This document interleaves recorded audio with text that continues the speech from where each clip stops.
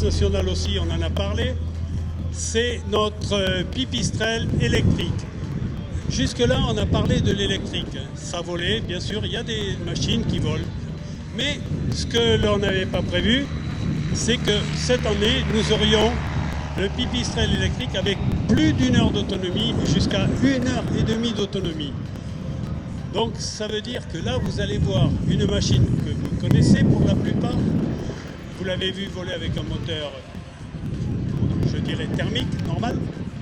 Et là, vous allez voir les mêmes évolutions, exactement les mêmes évolutions, avec un appareil, un moteur totalement électrique.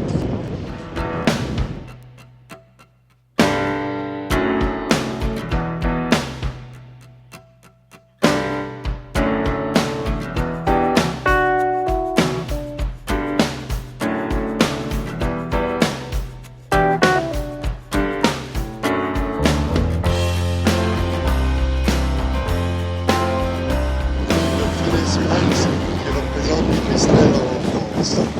Donc vous allez assister à la première présentation publique, une première mondiale, à la première présentation publique d'un avion d'entraînement entièrement électrique, de l'Alpha Trainer électrique. Au passage, je voudrais remercier la DGAC qui a accepté que cet appareil fasse une présentation publique, bien qu'il ne bénéficie encore d'aucune certification. C'est un prototype et qu'il a volé seulement très récemment. Donc l'engin est propulsé par un moteur brushless, c'est-à-dire un moteur sans balai, qui a été construit par le constructeur allemand bien connu Siemens. Ce moteur développe une puissance de 80 kW, ce qui est équivalent en gros à la puissance d'un Rotax 912 qu'on retrouve sur la plupart des appareils qui sont présentés ici. C'est même un peu plus. C'est une puissance maximale évidemment qui n'est pas utilisée en permanence. Ce moteur entraîne par l'intermédiaire d'un réducteur planétaire une assez grande hélice puisqu'il tourne relativement lentement. Il tourne à 2200 tours. Et l'alimentation de ce moteur est assurée par des batteries lithium polymère. Il y en a exactement 756 dans l'appareil. Et c'est 756 cellules. Il faut chacune 6,8 ampères-heure. Le tout délivre une tension de 450 volts et un courant de 200 ampères au maximum. Alors la particularité de ce moteur, ou plutôt de cette hélice, c'est que dans les phases de descente de l'avion, l'hélice permet de récupérer l'énergie. Le moteur se transforme en générateur et recharge la batterie. On récupère à peu près 1/6 de l'énergie qu'on a consommée. Alors là, vous voyez qu'il est en train de rouler. Malheureusement, il y a d'autres avions à moteur qui tournent et vous ne pouvez pas percevoir le silence de l'appareil. Il va rouler jusqu'au début de la piste pour être à une hauteur assez grande ici pour que vous puissiez vraiment apprécier le silence de cet appareil. Alors l'autonomie en vol est d'1 heure, ce qui permet de faire une leçon de pilotage moyenne qui dure à peu près 1 heure. Généralement, l'élève est fatigué au bout d'1 heure, donc c'est une limite raisonnable. Et 1 heure, pendant 1 heure, l'avion peut évoluer à 150 km/h et garde quand même une réserve de 30 minutes. C'est la réserve réglementaire qui est nécessaire d'après la réglementation. L'accu peut être chargé avec un chargeur standard d'une puissance de 10 kW. Il peut être chargé en environ 2 heures, mais on peut le charger plus rapidement. Voilà, l'appareil est en bout de piste et est aux ordres du starter.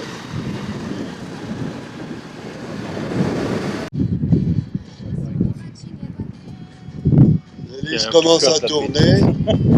Voilà. Ça y est, il roule.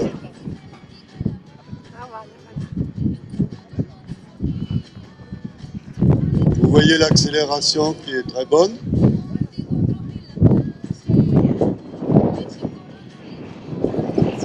Le bruit que vous entendez n'est que le bruit de l'hélice, le bruit aérodynamique de l'hélice. Vous voyez que le temps de montée est tout à fait acceptable. Et il va nous faire un virage et un passage rapide. En avant arrière.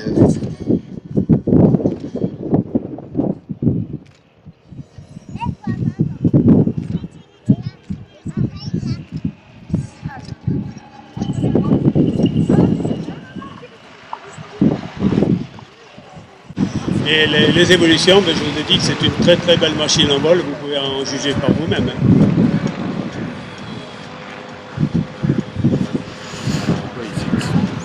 Et là, il nous fait un passage lent.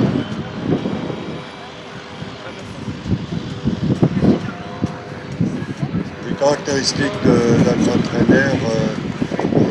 l'Alpha Trainer bénéficie d'une très bonne aérodynamique. C'est un appareil extrêmement maniable qui commence à être utilisé dans les écoles de pilotage. L'Alpha Trainer 4, je parle là de l'Alpha Trainer 4.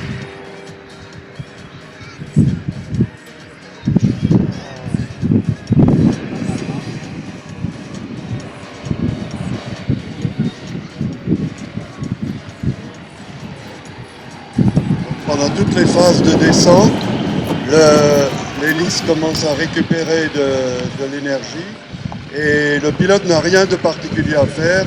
Il n'a pas à s'occuper du pas de l'hélice puisque le pas de l'hélice est fixe. Tout cela se fait automatiquement. Il voit simplement sur ses instruments que la batterie est en train de charger. Là, il fait une démonstration de maniabilité en faisant des 8.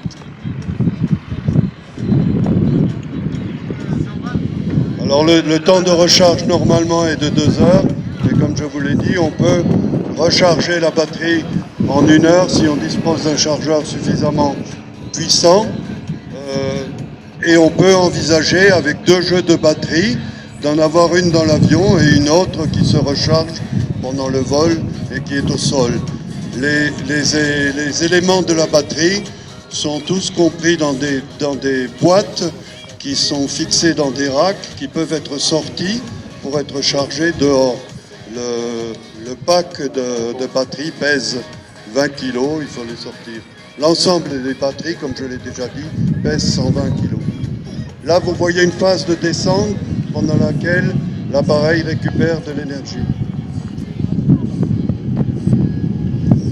L'appareil est très fin, il a une finesse de l'ordre de 17.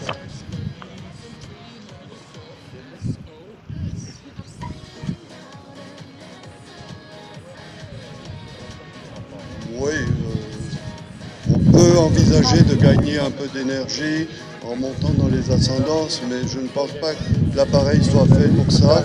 Il est surtout fait pour faire de l'école dans un environnement urbain, en silence, sans gêner les riverains.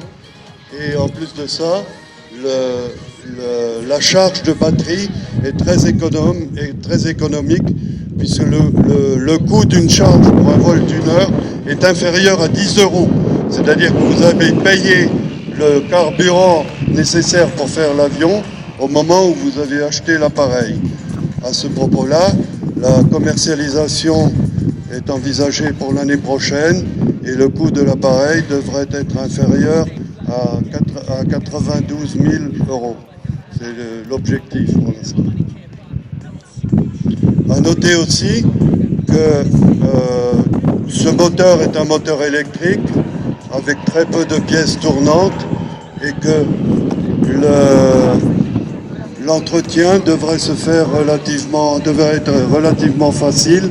Les frais d'entretien devraient être relativement faibles.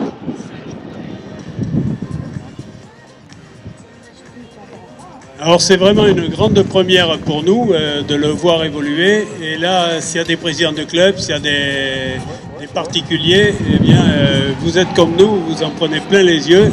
Et c'est une machine qui est vraiment opérationnelle. Donc ça, c'est l'avenir. Et l'avenir, nous l'avons en première.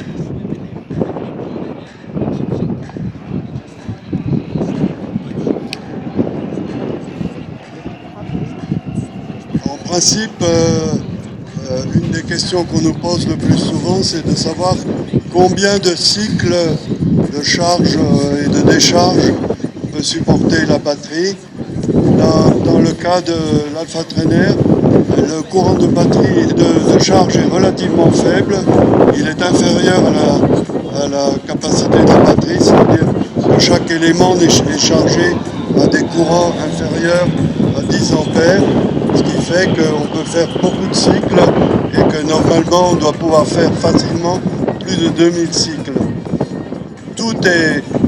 Tout l'appareil est conçu pour pouvoir supporter 2000 heures de vol, c'est-à-dire la même chose que le temps d'utilisation d'une motorisation classique telle que le Rotax.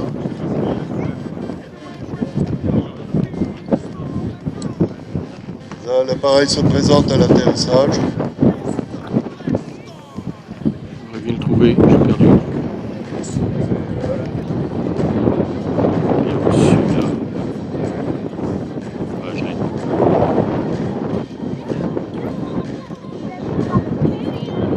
Il nous fait encore un passage lent.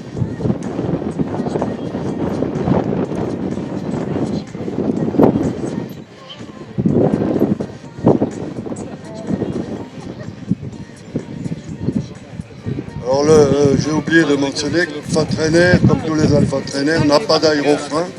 Il en a pas besoin puisque l'hélice sert d'aérofrein pendant la descente.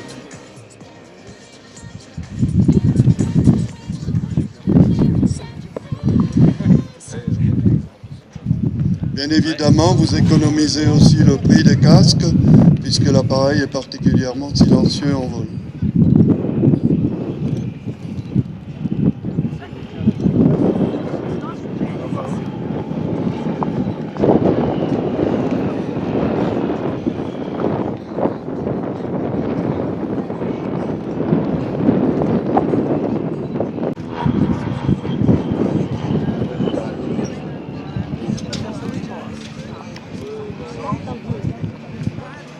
J'ai oublié de mentionner le nom du pilote. Le pilote est Tiné Tomazic, qui est l'ingénieur qui a développé cet appareil.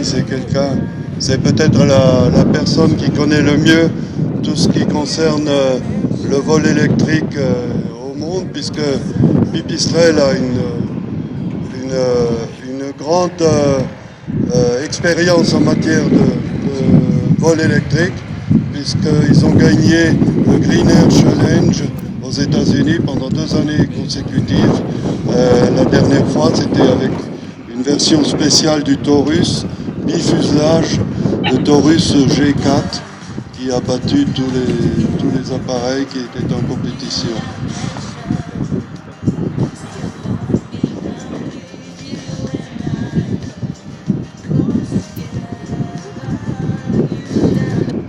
En train de nous démontrer qu'il a beaucoup d'autonomie. J'espère quand même qu'il ne va pas nous faire un vol d'une heure.